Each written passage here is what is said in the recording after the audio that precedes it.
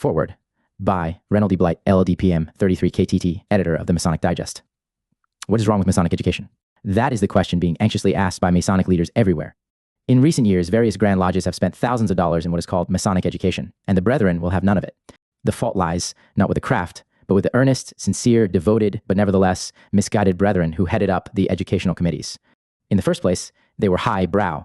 From the lofty eminence of their superior knowledge, they patronizingly dispensed wisdom to their less fortunate brethren, and the 1F brethren resented it.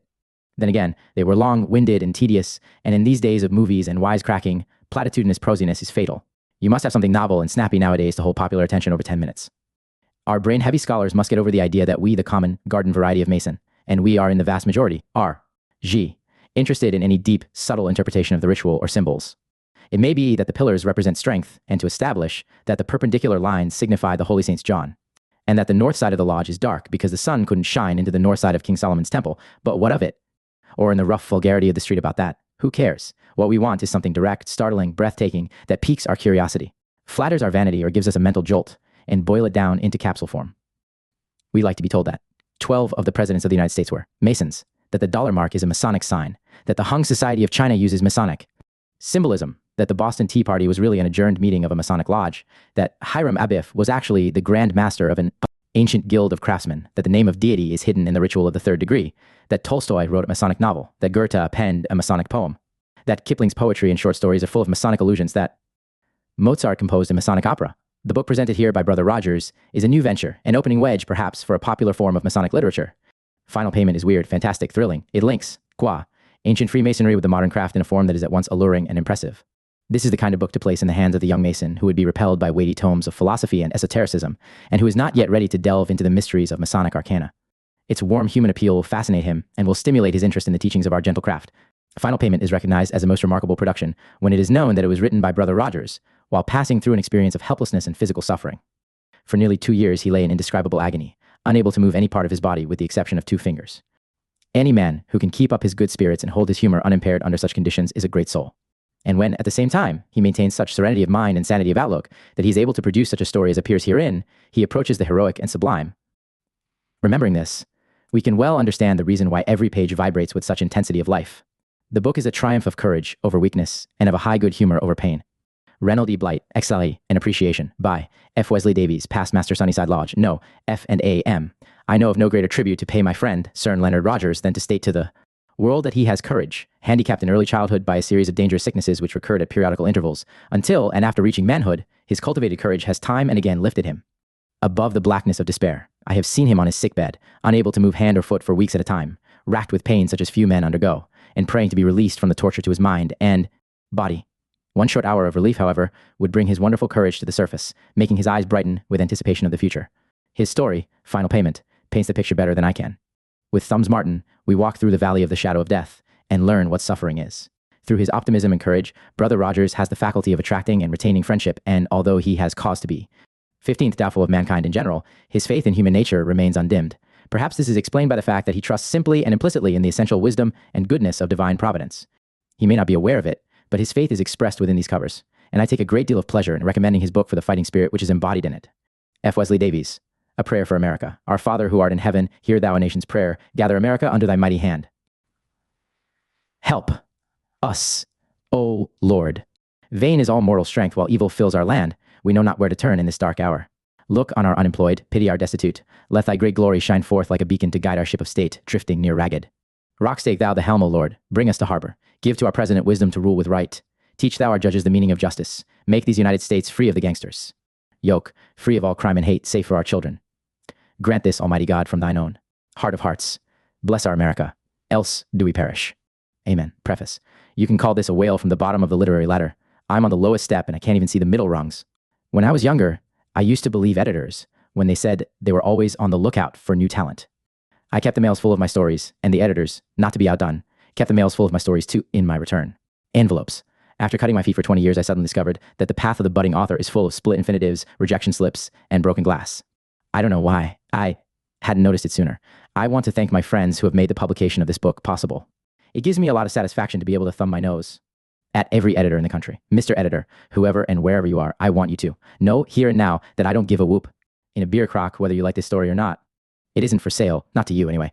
Having many friends in the Roman Catholic Church, I want to say that the chapter dealing with the Spanish Inquisition was written because it gives a picture of an age which, like today, Zix, Fray, supported both good people and bad. Enriquez and Carlos de Ocana, both purely fictitious characters, typified the two extremes. To any Protestants who might wish to point to the Inquisition as evidence of Roman Catholic bigotry and persecution, I can only say that our own churches during their early days were not paragons of kindliness and tolerance. Turn times, pages back only a few years, and I'll show you a witch baiting in Protestant New England. Yes, sir, right here in America. Time makes fools and liars of us all. Less than 500 years ago, Catholic Spain was persecuting Jews and heretics, the latter being the forerunners of the Protestant Church. Today, Protestants and Catholics of Germany seem to have joined hands with Jews, again the victims. Early reports seem to indicate that only Protestants were supporting Nazi activities. The following, however, appeared in the Los Angeles Examiner, May 1st, 1933. XX. Berlin, April 30th. German Catholicism's reported impending official support of the Hitler government was believed foreshadowed in a statement issued by Bishop Christian Schreiber of Berlin today. Referring to Nazi plans for tomorrow's May Day celebration, the bishop said, "This year's May 1 celebration fills us with satisfaction. It is the duty of the Catholic Church to support its aims and ideas. But, regardless of who is guilty, a long black mark is being chalked up against Germany. And Chancellor Hitler and his Nazi party will learn, as did poor old Spain, that persecution of Jews or any other religious body is the quickest form of national suicide. It has been suggested that my book may give the impression that I am a believer in reincarnation. Well, I am, in a way, the way. Look at John 3:3, and you'll see what I mean. Jesus answered and said unto him, Verily, verily, I say unto thee, except a man be born again, he cannot see the kingdom of God. And if you'll read on to the 7th verse, you will see what Christ meant when he talked that way to Nicodemus. If you still don't understand, turn to the first chapter of 1 Peter, verses 22 to 23. Seeing ye have purified your souls in obeying the truth through the Spirit unto unfeigned love of the brethren, see that ye love one another with a pure heart fervently, being born again, not of corruptible seed, but of incorruptible, by the word of God, which liveth and abideth forever. The italics are, of course, in both instances mine. XXI, that's the kind of reincarnation I believe in. The reincarnation of the soul, reborn through faith in Jesus Christ. I happen to be a member of St. Paul's Episcopal Church at Los Angeles. Maybe you're a Baptist in Maine, a Roman Catholic in Louisiana, or a Presbyterian in Siam. But if we're mutually agreed on one point, that Jesus Christ, the Son of God, came to this world to die for us, we can forget the denominational part. A word about thumbs is Martin. You must remember that I created a criminal. To put pretty language into his mouth would have made him ridiculous. Even polite slang would have kept him from being real. I've kept his remarks within the bounds of decency, but I have let him be what he was, a thoroughly tough egg. To my brother Masons, let me say that I haven't tried to teach you a thing. I couldn't. Let smarter men, Masonic students, explore and expound. I'll follow their guidance, try to remember the passes and tokens, sit dutifully on the sidelines in my little white apron, and rise when I'm called on. Then I'll mumble a few words and sit down with a red face. Just a punk in the rear ranks, that's me. Traveling the rough and rugged road. Times when I stop to rest under the acacia for a minute, I meet brother Bill Smith, or maybe his exa. Name is Jones. Anyway, Bill won't be wearing any gold braid. And he isn't so much interested in the ancient landmarks as he is in greeting his brothers along the way. And anytime one of them slips, Bill is right there with a helping hand. He's the man I'm talking to now. He's plain Bill, to you or to the news kid on the corner, just one of the millions who do not covet the master's jewel, but whose heart, hands, and bended knees have perpetuated the mystic square and compass down through the ages. Los Angeles, May 1933. The author, ex-Wag-eyed, old wagon ruts. Tell me, shades of Boone and Custer, what are these dim trails that follow neath the bunch grass in this hollow where the cactus flowers cluster? Look, gray phantom riders muster, throw the mirage, now they wallow, then, as dancing sun rays swallow man and steed in glaring luster, comes a covered wagon swaying, weaving in the blinding heat. Hark, the sound of tired dogs baying, faintly as the parties meet. Darkness finds me dreaming, straying, in a ghost town's silent street. Dear little hands forward, an appreciation. Contents, a prayer for America preface, old wagon ruts contents. She, 15th, Dix, XXZ, XXD, 27. My mother, 128 final payment. Final payment, the man with the monstrous thumbs, and may God have mercy on your soul. Henry Thumbs Martin, killer, must pay the supreme penalty for a crime he did not commit. The condemned man's gaze shifted from judge to jury, rested a moment upon his counsel, then dropped to those huge prehensile thumbs, jerking, in the characteristic manner so often described by reporters during the days of the trial. His attorney sighed. Those terrible thumbs had scored heavily against his client. Trust the newspaper boys to play up a thing like that. He had seen the words, thumb strangler, blazoned across front pages for weeks. Alexander Morrow did not make a practice of defending guilty men. Had he not believed in Martin's innocence, nothing could have induced him to take the case, even his worst enemy. Knew that. No one questioned Morrow's motives, but the best legal minds were agreed that for once he had been mistaken. His brilliant defense was broken down by sheer weight of evidence. Guilty, the jury had said, after being out less than 5 minutes. 27. Final payment. Thumbs seemed dazed. He hadn't been at all surprised when Morrow was retained. His mob was powerful and could pay for the best, but he was so surprised at his conviction that his mind simply refused to accept the verdict. Why, he wasn't guilty. Look at the scores of times when he really had been guilty. Hadn't smart lawyers always outwitted the law for him? And now here was the best mouthpiece of them all, getting him a death sentence for a murder he knew almost nothing about. He looked at Morrow again. Then his arms rose slowly, formed a queer angular sign, and dropped to his sides. The gesture was entirely involuntary, and even now he seemed unconscious of what he had done, but apparently it meant something to the attorney. Morrow half rose to his feet, clutching the table for support. Then he started back with a low cry. "Your final payment," he gasped. The judge coughed behind his hand. He had considerable respect and a real liking for Alex Morrow, but after all, this was hardly the place for an exchange of lodge signals. "Sure, he said. Several jurors shuffled their feet, and the court stenographer winked at Bill Goff of The Sun. Every newspaper man grabbed a pencil, but Morrow was through. With a last long, pitying look at his client, he sat down. 28.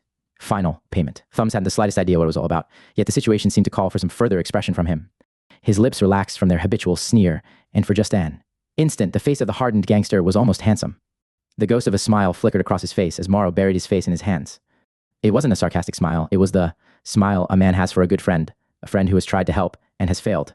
The smile faded suddenly. Thumbs Martin, gangster, threw back his head and laughed. Then, with the agility of a cat, he leaped over the railing and across the room. Now there was pandemonium. Women shrieked. Chairs were overturned. A shot rang out. Another, and another. At the open window he paused. One arm hung limp and a leg dragged helplessly. There no one. Came a strange, breathless moment. Moved. No one knew what to expect. The wounded gangster raised his hand in a mocking salute, took one step backwards. Then he vanished across the casement to hurtle down 4 stories to the pavement below. 3 months later, Thumbs Martin was still alive, a broken wreck, which must be carefully. 29. Final payment. Tended so that the law might get it back to kill properly. Thumbs was the riddle of the medical world, and the subject of many a learned discuss. Sion, he should be dead. But he wasn't. Nobody can live in that condition, said an eminent authority on broken bones, after mentioning the various fractures, contusions, breaks, sprains, ruptures, dislocations, and other hurts of the patient. Why, the man's in pieces. Every minute of his life without opiates is utter agony. He can't live, but there he is. Yes, said another. And if he hadn't taken that crazy leap, he could be resting quietly in his grave. Even if it were possible to save him, the law would get him in the end. Thumbs was certainly paying heavily for this crime that was not his. On the side of justice, it may be said that he deserved punishment. Too often had the law been thwarted. But all the crimes of a lawless life could not warrant this frightful torture. He could not move. Splints and plaster casts covered him from chin to toes. Red mists of agony wrapped him like a blanket. For a long time, he had thought of nothing but pain. The lightest footfall, the merest movement of a sheet, even the closing of silent doors at the other end of the hall racked his broken body. Night and day he suffered the torments of the damned, crying for death, praying for 30, final payment, death. But the endless days rolled on, and death mocked him. Nature, however, does not let this sort of thing go on indefinitely. She punishes infractions of her own laws, but shows an entire lack of sympathy for those made by man. Human pain has its limitations simply because eventually the nerves refuse to respond. Perhaps the agony is still there, but the sufferer no longer is aware of it. And so it was that Thumbs began to take note of his surroundings. The cast reached to his chin, but by rolling his eyes, he could see about 3/4 of the ceiling and a fraction of the side walls. You might have said they were a smooth dead white, but Thumbs found imperfections on the surface, and out of them he formed subways, tall buildings, and funny faces. He rolled his eyeballs back until they ached, trying to gain another inch of ceiling on which to build a picture. He did this for months. Today, when he was forced to desist because of the strain on his eye muscles, he had a queer notion that if he could have held on another minute, he would have seen something better than subways and funny faces. In fact, he had let go just as it was forming. It wasn't on the wall. It was in his head, a vague impression merely of outlines and unfamiliar markings. 31. Final payment. After a short rest, he tried again. He rolled his eyes back until he grew dizzy. He seemed to be looking through the back of his brain. Flashes of white fire leaped round his aching eyeballs, but he cursed savagely and waited. Something was coming. Clearer, clearer, until it burst upon him with a crash of fierce, dazzling light. Out of this unbearable brightness, a queer device was forming, diamond-shaped, four-pointed, and through it, as through a window, he saw a woman's face. It was an altogether lovely person who gazed back at Thumbs. The eyes were deep blue, the lips full and sweet. He traced the curve of a delicate nostril, looked closer, and saw it quiver. The girl was breathing. Suddenly he realized who she was. Blue eyes, dimple on left cheek, that little blonde curl nestling over one ear. Why, they had shown him pictures of this girl. She was his alleged victim. But was she? The face was vaguely familiar. It resembled the dead girl, and yet Thumbs felt consciousness leaving him, and he fought for control. Grimly, with all the strength of an indomitable will, he forced his to hold that agonizing position. Blackness engulfed him, just as the beautiful lips smiled. 32. Eyes. 1. Final payment. A nice young intern had a real story for the boys at the club next evening. Being quite a young intern with seldom anything interesting to talk about, he was very proud of his acquaintance with Thumbs Martin, always referring to him as my patient. The killer, you know. Thumbs didn't know an intern from a pulmotor, and in his present position, he couldn't have seen either one, unless it was hung from the ceiling. But according to intern Bundy, he and the gangster were regular buddies. The killer asked for a newspaper today, he began mysteriously. Is that guy alive yet? Said Dr. Wilkins, who had ceased to intern 1 year ago and therefore felt somewhat superior. Thought you said. He was flat on his back, couldn't move a muscle, and could only see straight up. You sure he didn't ask for a shotgun? Asked Dr. Smead, but all of them were really interested and intern Bundy knew it. He took his time about lighting a cigarette, cocked his feet on the back of a chair, thus reclining in a position of graceful nonchalance on the back of his neck. The killer wanted a newspaper, he continued languidly, a newspaper containing a picture of Loretta Morrison, the girl he strangled. 33. Final payment. He paused impressively. No one had any remarks, so he went on. I held the picture over the killer's face, and after looking at it for several minutes, he said, Take it away. It ain't her. The more Thumbs thought about that girl, the more puzzled he became. At last he decided to try the experiment with his eyes again, determined this time to learn her identity. For minutes he strained his eyes upward, with no other reward than a headache. Finally, however, a picture began to form. First that strangely familiar pointed window. Then, instead of the girl's face, appeared a letter G. Somehow, it startled him. This letter set thus among angles seemed to be associated in his mind with some forgotten duty or trust. The letter faded and Thumbs found himself looking through upon a strange scene. He was seeing Atlantis, the lost continent. Thumbs was a product of the slums, had practically no education. Yet his subconscious mind was apparently fully informed as to that dead world which 10,000 years ago boasted a civilization scarcely less advanced than our own. He knew it had traveled the same road we are now exploring, and that with the exception of 34. Final payment. Electricity and a few mechanics was far superior to the present world. Like a picture on the screen, the view contracted suddenly, focusing upon an individual event, a close-up, as it were.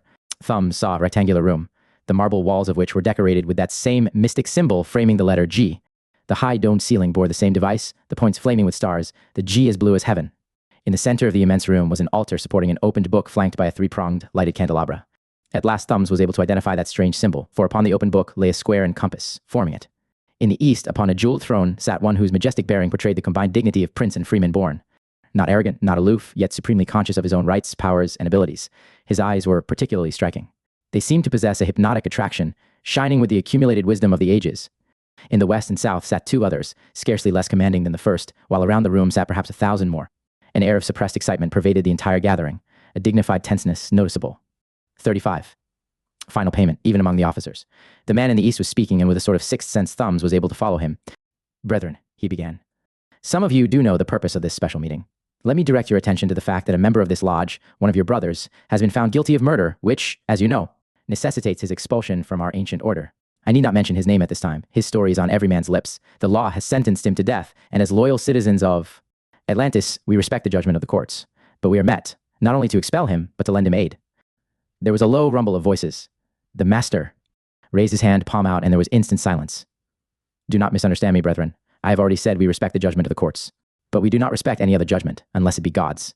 Now, his piercing glance swept around the room, seeming to touch each man personally. Our brother is not only judged and condemned by the law, but a vindictive scoundrel to whom we owe nothing. Kra Arman has cursed his soul. No one moved or spoke. Presently the master went on. Kra Arman, as you know, was the murdered girl's other suitor. You also know that. 36. Final payment. He's a licensed metaphysician and a practitioner in the art of metempsychosis, as well as the most famous, shall we say notorious, necromancer in the world today. He uses his power for evil purposes, for which reason we saw fit to reject his application for membership in this order. This fiend has cursed our erring brother through all eternity. The curse is as follows. He must return to Earth generation after generation, grow to manhood, meet, love, and lose the girl, Nemra, and die under torture. In each succeeding reincarnation, he will be born with deformed thumbs, huge, abnormal monstrosities, which will mark him through life and death. This last diabolical touch was added, I understand, because our brother nearly strangled the magician shortly before the murder. The power of such a curse is only too well known in Atlantis. Our schools are turning out adepts in the profession every day.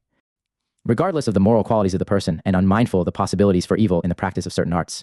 Now, my brothers, it is my personal belief that man should answer only to God after death, that only his maker should be his judge. Then, and that no mortal has any right to interfere, if it be God's will that a soul return again. To earth, who are we to deform the new body, or lay plans for its activities? 37. Final payment. I have talked to the prisoner. He is ready to die, hoping, naturally, to expiate his crime and in some future generation earn the right to rejoin our ancient order. He admits killing the girl, but says it was an accident and that Kra Arman was largely responsible. Only one does he ask of us, that we do what we can to remove the curse. Thing. I wish I were able to paint for you a picture of that man, our brother. He paces his cell like a beast, his eyes are blood, shot from loss of sleep, and over he repeats the name, Nimra.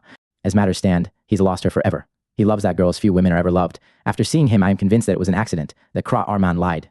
Still, I abide by the findings of the courts, and my only purpose now is to learn whether or not you are agreed that the curse must be removed. A brother has asked for our help. What say you? The walls trembled with the fury of that thousand-voiced eye. Then tier after tier took up the shout for justice and right. Stalwart forms crowded down to make personal appeals. But one, mightier than all, pointed to the west, where the senior warden was trying vainly to make himself heard. Back to your seats. Brothers, the man thundered. Let us hear the warden. 38. Poor. Final payment. The storm died as quickly as it began. The man in the west smiled whimsically. Oh, for such defenders, in my hour of need, he said. Then, facing the east, he went on quietly and earnestly. Worshipful master and brethren, I also have taken a grave interest in the trial of our brother. In fact, my interest has been even greater for the reason that I knew him as a boy. Let me say, and this comes from my heart, that finer character ever lived. I am sure the killing was accidental. Still, as an officer of this lodge, I know my duty, and even were it possible to save him, I would not stand in the way of the law. I cannot prove him innocent. Sentence has been passed. But this evil curse is another thing. No. I have lately visited the prisoner in his cell. He knows he has no claim upon us, knows his conviction casts a cloud upon our honorable order, and asks only in the deepest humility for our assistance in the removal of the curse. Many of us are leaders in all branches of human knowledge. He has asked that I solicit the aid of all occult students, hoping they may discover a means of defeating the intentions of his enemy. Our worshipful master, the junior warden, and I have decided to combine what wisdom we have and to work in his behalf. We have with us tonight, however, a past master, one who has the love and respect of all, and who possesses more. 39. Final payment. Real knowledge of this particular subject than any human now living. He sits tonight at the right hand of the worshipful master. Ranmurno, will you give us a hand in this matter? An expectant hush fell over the assembled multitude as the venerable patriarch took the floor. His beard hung to his knees. His hands shook, but his eyes were bright and intelligent. Thumbs gasped as he recognized in the stern old face the features of Alexander Morrow, the attorney who a few short months ago, or was it 10,000 years, had fought a stubborn though hopeless battle for his life. But what is he doing with his hands? That swift, graceful gesture means something. Something? No. Thumbs did not know. Or had he merely forgotten? Worshipful master, brethren. The drooping shoulders straightened and the voice which had started with a pitiful quaver became dynamic and forceful. I desire the name of our unfortunate brother. The man in the east bowed. Forgive me, Ranmurno, he said gently. Of course you would not know. Brethren, our worthy past master probably knows nothing of this case except what he's heard here tonight. As you. No, his days are spent in his tower among books, crucibles, and retorts. During his recent final payment.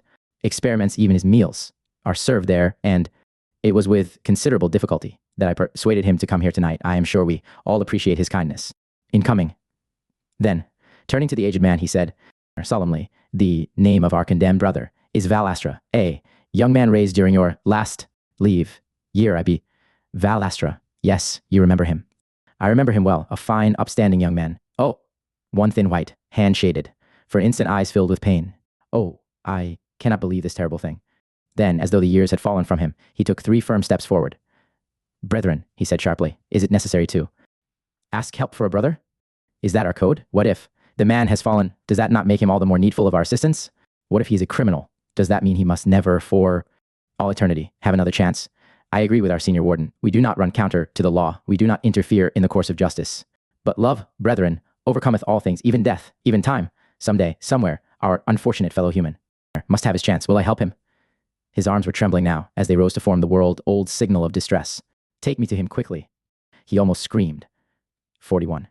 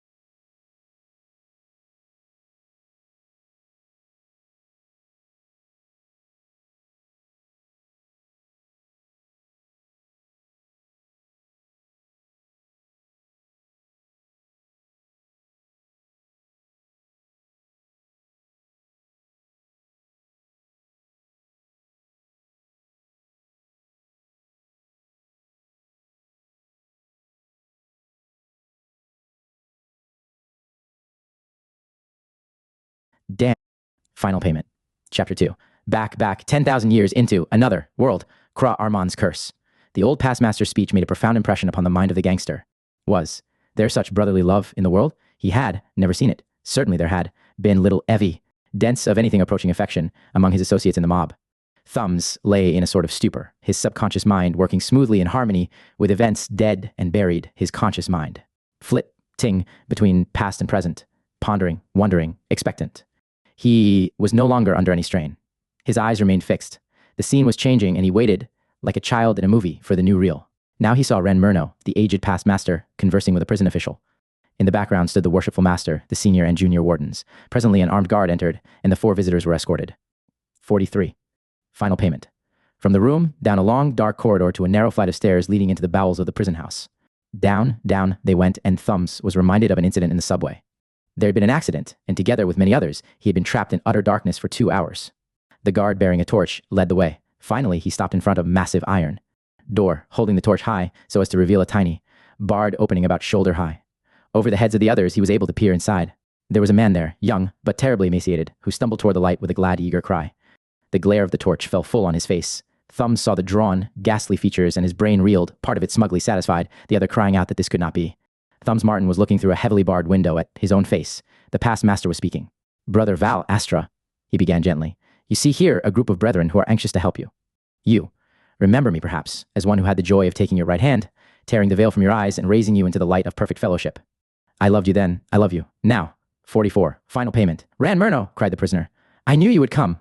"I would have come sooner had I known," said the old man. "However, I shall do what I can now. Nothing can be done about your punishment under the law. We do not meddle there, although I am frank in saying that you seem to have made little effort to save yourself. True, there was testimony against you, but you made no effort to refute it, from what I have learned.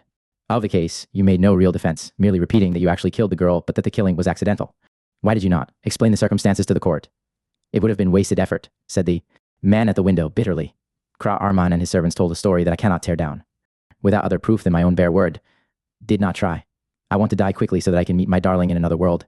"But the curse," cried the aged past master. "The curse keeps you from her forever." The man in the cell groaned. Kra Arman was surprised when I made no defense. He had wanted to hurt me, and when he realized that he was merely opening the doors of death for me, sending me out to meet the girl we both love, he devised the curse to keep me from her. It is the curse I fear. Death alone would be welcome. 45. Final payment. "Oh, Ren Murno, you are wise, you are even. Greater than that fiend, deep as he is in black art and magic." Save me, the old past master sighed. "That is why we are here. As I understand it, the curse will bring you back to this earth time after time as long as earth exists, to be slain in every reincarnation by torture.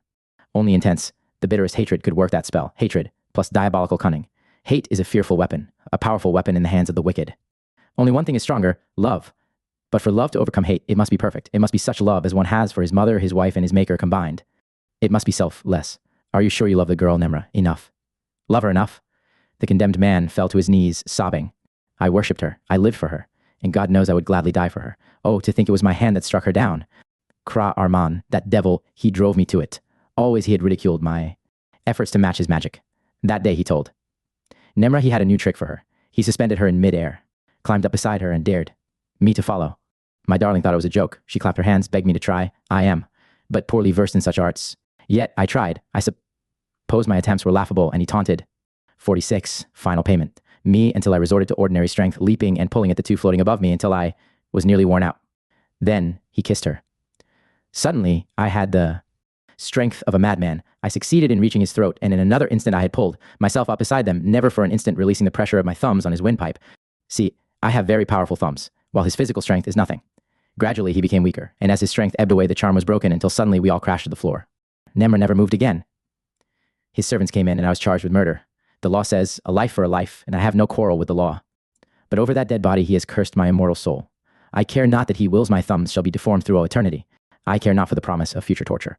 But Nemra, I must win her back someday. I must have the right to earn again the respect of our honorable order and a chance in some future existence to become a member. My son, said the old past master, I believe you. I am sorry these facts were not brought out at the trial. It is never foolish to tell the truth, even if it cannot save you. Blind justice can weigh only such evidence as is submitted to her.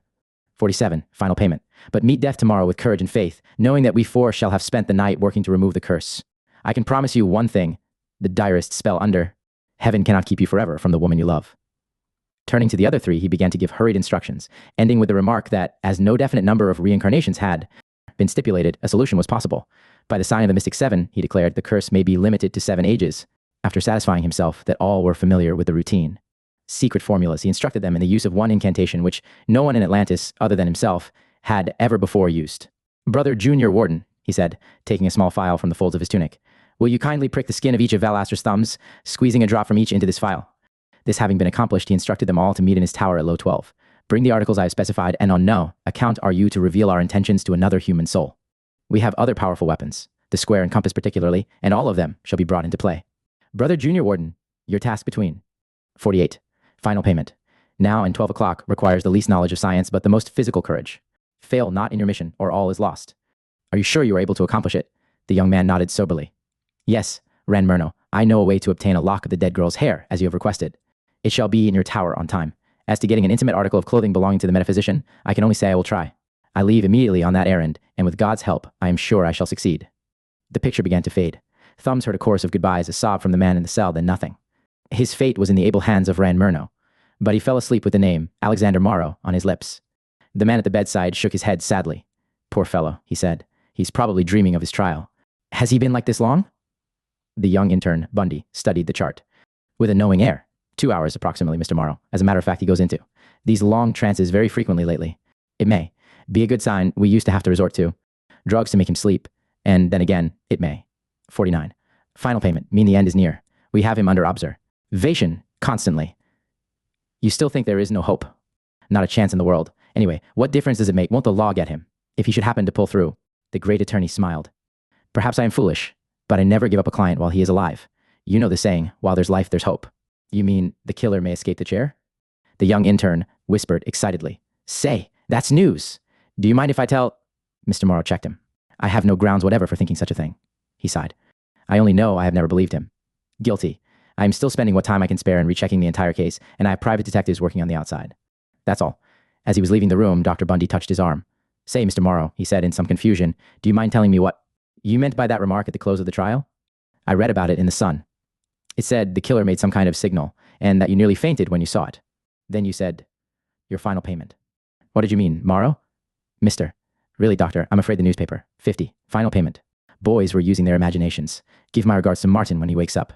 But the young intern grinned knowingly after the attorney had gone. Oh, yeah? He jeered. Just the same, you jumped like you'd seen a ghost when the killer yelled, Save me, Ran Murno, save me! For a minute, I thought you were going to answer him. Then you changed your mind and looked foolish. Boy, I'd give a lot to know what this is all about. Alexander Morrow was feeling the same way as he drove rapidly toward town. Thumbs' actions in the courtroom, his own instant reaction, the cryptic words uttered today by the sleeping man. What did all this mean? It reminded him of those unaccountable instances when suddenly you know exactly what the other fellow is going to say. Yes, even that name had sounded familiar. As a matter of fact, if the cop on the next corner had stopped the speeding car just then, the great man at the wheel would probably have signed the ticket. Ran Murno.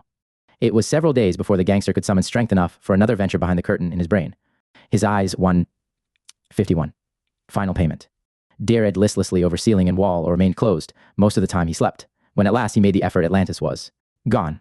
Instead, he saw nothing but wilderness. A vast jungle teeming with wild creatures. Great scaly beasts strode past, crushing full-grown trees like weeds under their feet. A monstrous snake, with forked, flickering tongue, lay coiled in the hot sun. Thousands of animals he could not identify went about their business of killing and being killed. Out in a slimy river, something big and black burbled and snorted as it rooted around on the muddy bottom. Then came a man, a naked, hairy savage, swinging easily through the dense growth. Thumbs followed him idly, saw the flash of his knotted club, and heard the shrill squeal of the rodent he had killed. Then as he swung the little animal over his shoulder, Thumbs recognized him. Once more he was gazing into his own eyes. Now came another, smaller figure. This one was not bearded, the limbs were slender, the breasts and hips gracefully rounded. For some reason, Thumbs felt his heart beat faster as the brawny savage took the smaller one in his arms. They turned, and the gangster breathed a poignant sigh. That beautiful little body was clothed only in a leopard skin, but there were the same clear blue eyes and tender lips of the girl who, 52, final payment, had smiled at him that day when he had first ventured into the mysterious recess behind his brain. The girl's hair, wild and uncombed, shone in the sunlight like pure gold. One tiny hand crept up to stroke the bearded face above her. He smiled down at her tenderly. Tomorrow, little mountain flower, I shall ask your father to give us a hut. It is your birthday, and he cannot refuse after you are 15. My father will give us a hut gladly, the girl whispered. Since the day you slew the Greathorn hog, he has warned even Ulf, the lion killer, that only you may pursue me on my birthday. Oh, my hairy one. I am so happy. Thumbs began to dovetail the two incarnations. Here was Nemra, now his mountain flower. Here was himself, Val Astra, now the hairy one. But where was Ran Murno? And where was Kra Arman, his enemy? The latter he had never seen, and he wondered if he would recognize him if he appeared. He was not left long in doubt. Ulf! Cried the girl, and Thumbs, on his hospital cot, snarled as another male savage wriggled out of the brush. Not only was this Kra Arman, it was Sam Pilati, leader of a mob that had recently been muscling in on his territory. You begin your love making early. The 53. Final payment. Newcomer insert. Has the chief then broken the law of the tribe and given you a hut before the girl is of age? The hairy one laughed. The chief breaks no laws, that you well know, and neither do we. Holding a woman in the arms can hardly be called pursuit. The law says we may not pursue to girl until she reaches the age of 15. Tomorrow, Mountain Flower will be of age, and I shall pursue her to the great water, where, I believe, the chief will give us the marriage hut. You lie. Already you have pursued Mountain Flower. Did I not see you dragging her by the hair near Little Valley? If I tell what I know, the girl will be taboo, even if she's a chief's daughter. The hairy one was not laughing now. You say I lie, he snarled, even while you yourself lie horribly. Mountain Flower is as clean as the day she was born. He strode forward with upraised club. For those words you die. The girl rushed forward, and as the man pushed her roughly aside, Thumbs caught sight of an enormous, murderous-looking thumb on his right hand. The other, swinging the knotty club, was deformed in the same manner. Fascinated, he watched a titanic battle in which there would be no quarter. Thumbs, personally, guided every blow of that mighty bludgeon. He ducked and whirled. 54. Spot. Final payment. With the hairy one, he retreated, he advanced, he grunted, as a quick swing found him unguarded. He choked as his enemy's club caught him, squarely on the throat. Presently, Ulf began to give ground. The hairy one followed closely, eager for the kill, swinging viciously in an effort to beat out the other man's brains. At last, Ulf went down under a blow that would have felled an ox, and the victor stood over him with upraised club. The girl saved the unconscious man. Let him live, my hairy one, she pleaded. What is to be gained in killing a worm? A snake, rather, the man answered, but he allowed the girl to lead him away. Thumbs wanted to scream after them that this was Kra Arman, not Ulf, a mere ignorant savage, and that the wily magician must not be trusted. The lovers, however, disappeared in the brush, and Thumbs was not surprised to see the man on the ground raise himself on one elbow and look after them with such hatred that his own flesh crawled. 55. Final payment. Chapter 3. The hairy one dies the death, an Egyptian. Thumbs Martin is born. With scarcely a flicker, the scene changed. Now Thumbs was looking at an encampment of rude huts, in the center of which was a council. Fire with 12 old men gathered around it in earnest conference. On a raised platform sat the chief, as old as the others, but still showing signs of the mighty warrior he had been in his day. At his side sat Mountain Flower, weeping bitterly. At her feet lay the hairy one, bound hand and foot. A hideous, dried-up creature was dancing around the fire, muttering a weird jargon, interspersed with shrieks which fairly curdled the blood. Now and then, he threw a handful of something into the flames, which immediately leaped higher, silhouetting in the background a swarm of milling figures. A savage trial was in progress, and the priest was invoking divine guidance of the fire god. In a final burst of religious frenzy, the priest leaped headlong into the fire, clawed with naked. 57. Ale payment. Final. Hands in the flames and leaped back unharmed. Then, with a last long howl, he signified that the fire god had condescended to honor them with his presence, and that the trial might proceed. Instantly, one of the 12 old men arose, and Thumbs breathed a prayer of thanksgiving as he recognized Ran Murno. The reporters a few months ago had called Alexander Morrow eloquent. They should have heard him in his defense of the hairy one. He pleaded, he cajoled, he argued. His gestures were magnificent. As he sang of the gallant deeds of his client, he demanded proof, more proof than that offered by Ulf, the accuser. He defied the prosecution to decide the question by ordeal. The hairy one was accused of murder. One of the tribe had been found strangled in his hut, the marks of huge thumbs on his throat. Ulf had sworn that he had seen the hairy one stealing away from that particular spot at dawn. Trial by ordeal meant that both accuser and accused must submit to certain tests by fire as arranged by the priest, and that the one who escaped unscathed would be considered to have told the truth. To add weight to his argument, the brave old savage offered personally to undergo any test the priest might devise. This made an instant appeal to the surrounding horde, many young bucks. 58. Final payment, demanding that the challenge be accepted instantly or they would settle the question themselves by releasing the prisoner. But the priest objected to such an arrangement.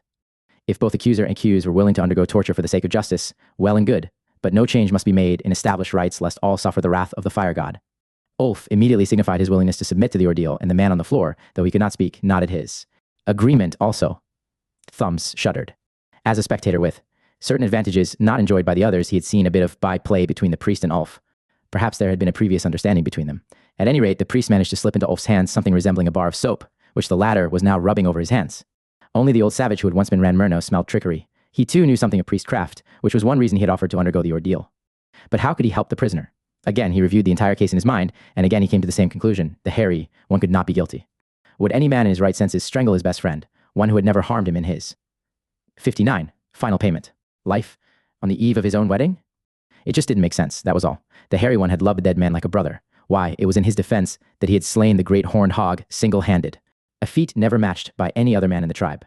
Wrapped in a piece of soft bark, the old fellow had a mixture of various herbs which was practically proof against fire, if only he could get it into the hands of the hairy one. At that moment, Mountain Flower glanced in his direction. Instantly, he thought of a plan. Chief, he said, advancing to the dais, I would speak with Mountain Flower, your daughter, on a matter in connection with the trial. She was with the accused a few hours before the time of the murder. Perhaps by close questioning I may learn of some facts we have not thus far uncovered. May I see her alone for a moment? Fortunately, the chief was as anxious as he to free the prisoner. Not only did he respect him for his hunting prowess, but he considered him the only young man intelligent enough to rule the tribe after his own death.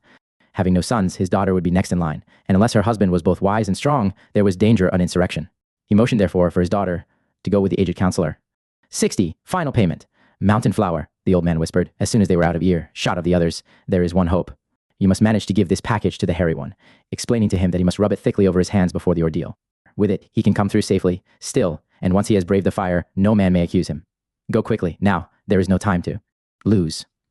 But alas, no sooner had he explained that the girl knew nothing than the wily priest cut the prisoner's bonds, led him to the fire, and ordered Ulf to take a position beside him. Then into the bare hands of each he thrust a glowing coal. For one agonizing instant the hairy one held his hand steady, while the white-hot lump seared its way through skin and flesh to the bone. There was the awful stench of scorching blood, then the ruined hand writhed, dropping the now blackening coal. The hairy one had not uttered a sound, but the eyes he turned toward Mountain Flower spoke volumes. He was saying goodbye, and I love you for the last time. Nothing could save the prisoner now. The fire god had spoken. Was not the hand of Ulf untouched by that awful heat? Not even the chief himself dared stand against divine judgment. A low, ominous chant rose from the multi. 61. Final payment. Two assembled in the darkness beyond the lighted circle. It was the chant of death. The priest alone had power to pass sentence after the fire god had been appealed to, and he did so at once. No ordinary death sentence was this. The ancient curse was now working. The guilty man's eyelids were to be cut off, and his head tilted back so that he must always be at the mercy of insects and the blazing sun. He was to be thus suspended by his monstrous thumbs until dead. Food and water were to be given him regularly so that life might be preserved as long as possible. For a moment, Thumbs watched the horrid preparations, saw the stout cords of gut wrapped round and round the thumbs, saw the approach of the knife. Then his own scream brought him out of that fearful place, back to his bed in the hospital, where the young intern, Dr. Bundy, was bending over him with a hypo in his hand and terror written all over his silly face. Thumbs Martin took a turn for the worse that night. Dr. Seligman, chief hospital surgeon, listened to the excited intern's story with amused contempt. I'm afraid you are not getting enough. 02, final payment. Rest, my boy, he said kindly. No one is going to blame you if this man does not pull through. On the contrary, no human power can save him. He hasn't one chance in a million. Never did. Have. But the morphine, I'm afraid forget it. What is a fraction more or less to? A dying man? After all, you said he was delirious, didn't you? Now, you go home and forget all about gangsters and silly dreams. The famous Thumbs Martin will probably last until morning. If he doesn't, the state will be saved the expense of an electrocution, and this poor devil will be spared much unnecessary suffering. Young Dr. Bundy shook his head sadly. It isn't that, Dr. Seligman. The killer ran Murno Alexander Morrow. He was screaming for him.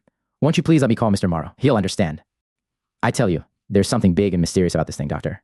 Something, I don't know how to express it, but I know Thumbs Martin must not die until Morrow has been told. Told what? That's what I don't know. The killer lies. They're talking gibberish by the hour, but every now and then he says something he couldn't possibly know anything about. Why, the other day he began to spout alchemy, gave a long lecture on. 63. Final payment. The transmutation of certain elements into gold. I was tempted to take notes. I wish I had. Well, said the surgeon with his hand on the door, I'm ordering you, not telling you, to go home. Dr. Nelson is fully capable of watching a sleeping man until morning. Good night, Dr. Bundy. Dr. Seligman was right. The gangster lasted until morning.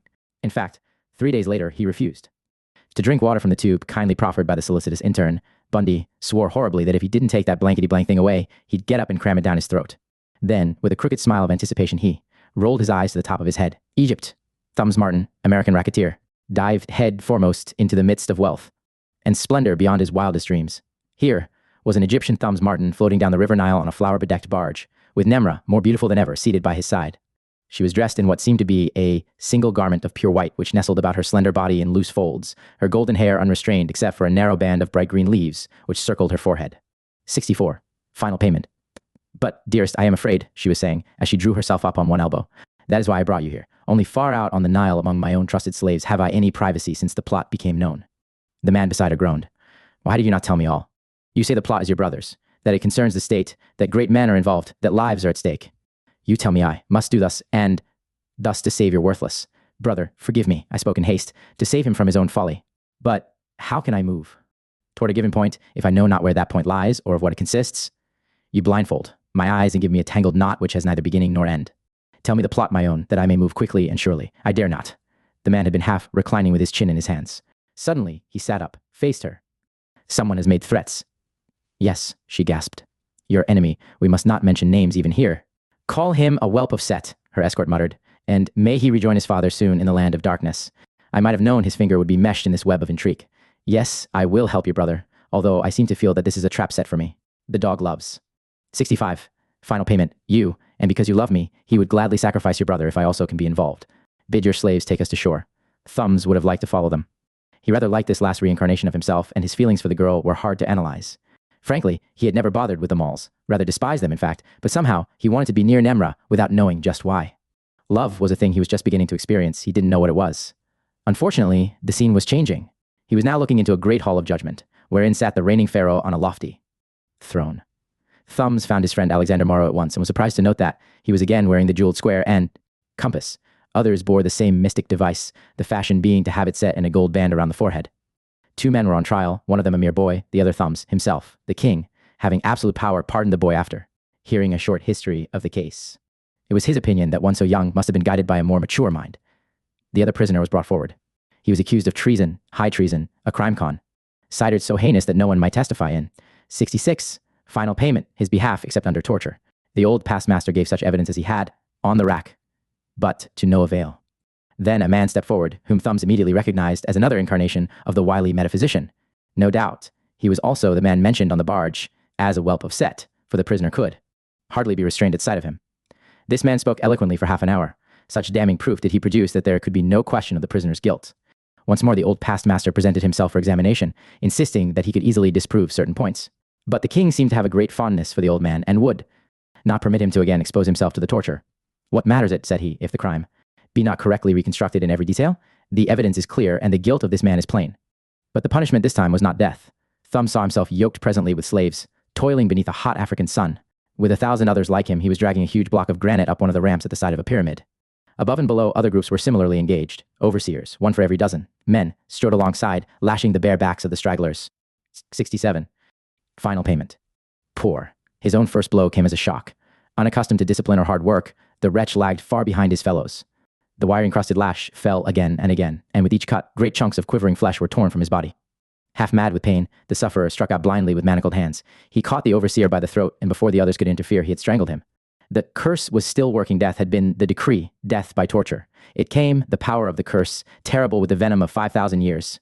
Lashed to a pulp, the still conscious man was tied in the path of the oncoming block of granite. The 1,000 sweating slaves could move it only an inch at a time. Slowly, inch by inch, it crushed the toes, the feet, the ankles. How many hours must elapse before those tons of merciless stone would bring? Merciful death. The man in the hospital bed jerked his fascinated gaze from the scene, but not until he caught one glimpse of the outstretched hands. Yes, the thumbs of that helpless creature had been deformed. They were almost as big as the entire hand. 68. Final payment. Chapter 4. Joppa lies that way. Dr. Bundy was talking on the telephone. The killer must have been in Egypt this afternoon, Mr. Morrow, he was saying. He was building a pyramid when I left. Dr. Nelson came to relieve me, so I don't know how it turned out. Did he mention any names while you were there? Asked the attorney. 2, that girl Nemra, and a man named Sam Pilati. Funny name for an Egyptian, wasn't it? What part did Sam Pilati play? The young intern referred to his notes. I guess he didn't say, he answered finally. But he and the killer were enemies, I could tell that. Once he called him a whelp of Set. The attorney chuckled. Not bad, from an ignorant gangster.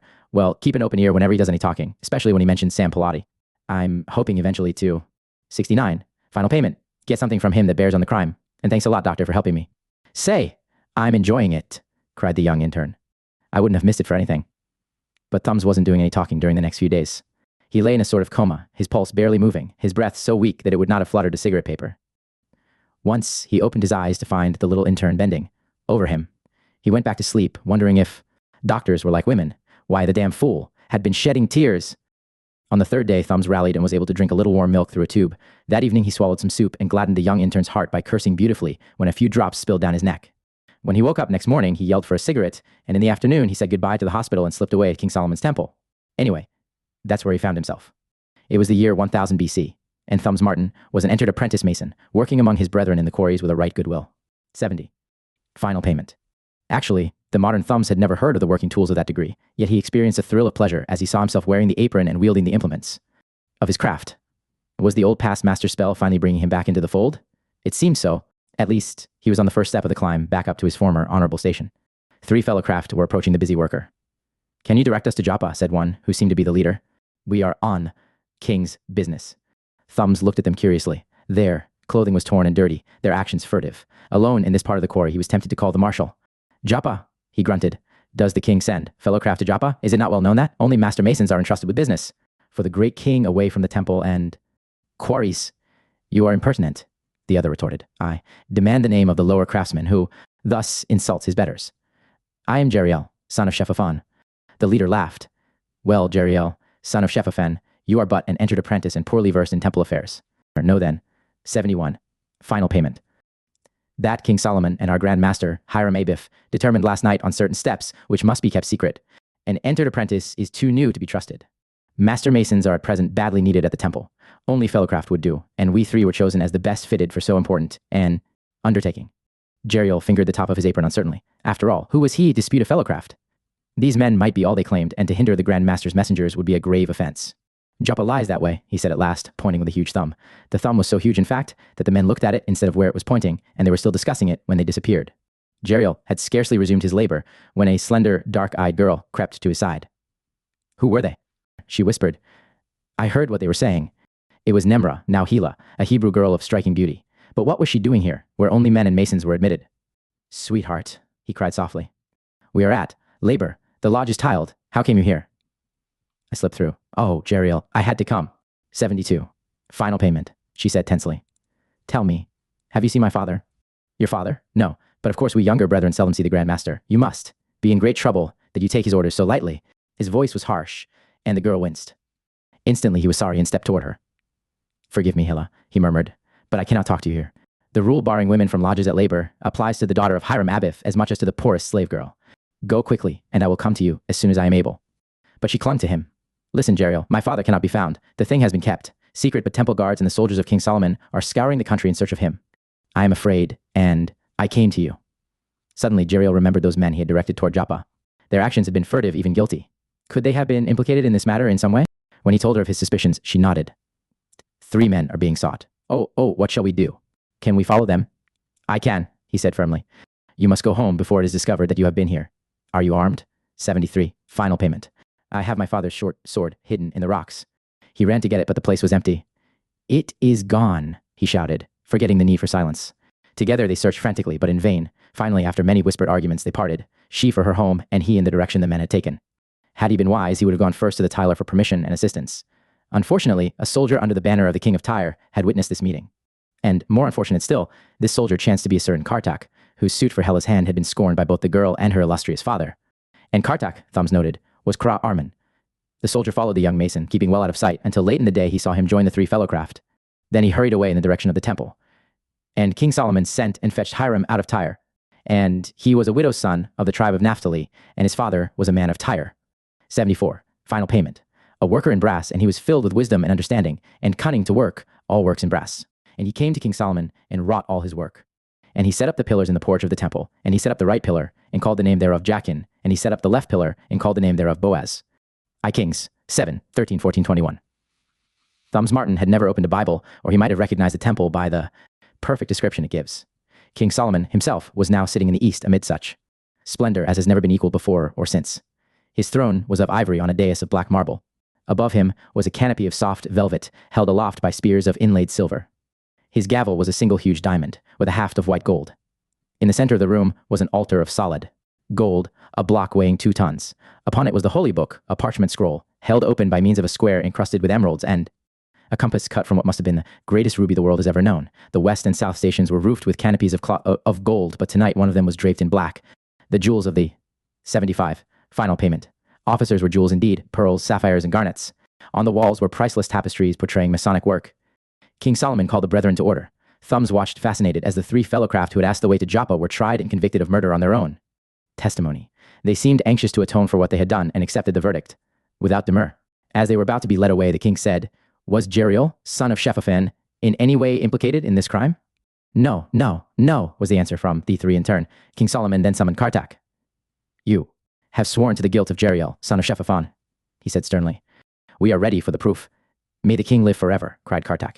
This Jeriel not only aided the 3 guilty fellowcraft to escape, but was himself the murderer of another. As set forth during my preliminary examination, I followed, unknown to him, until he joined his fellow conspirators near Joppa.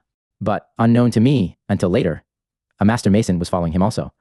Jeriel slew that man on his way back to the temple. Here was an entirely new charge, and the 76, final payment, Brethren leaned forward, waiting intently for what would come next. The king eyed the witness for a long moment. Why was this not mentioned before? He demanded imperially. Who was slain? Hoshea, the son of Hamath. Must the king ask questions twice? Why was this not mentioned before? Kartak fell on his face before King Solomon. O king, live forever. I am, as the king knows, a subject of King Hiram of Tyre, a stranger in a strange land, sent here to do the king of Israel's will and pleasure during the building of the temple. It is no small thing to accuse a servant of another master. I lacked proof, and not until today was I able to find it. The prisoner, Jeriel, leaped to his feet but was dragged down by Ahilud, a warden who was also his defender and a wise man in the king's council. Ahilud, in Jerusalem, was the Ran Murno of the ages. You say you knew Hoshea, son of Hamath, had been murdered before you had the proof? Ahilud asked, after the king had given him permission to cross-examine. How did you know? I saw the murder committed. And where were you? I was hiding in the bush nearby. What weapon was used? 77, final payment. A short sword of about this length, Kartak replied, measuring on his arm. He smote Hoshes under the left breast. You must have been very close, said Ahilud. It is strange that you did not go to the assistance of a master mason. Kartak hung his head. I was filled with fear, he said humbly. The murderer was like a madman, and I fled away, lest I also might be accused with him. One glance I took and fled. You took one glance and knew the exact length of the weapon and where the blow was. Placed. It would seem that you are more observant than brave. Think.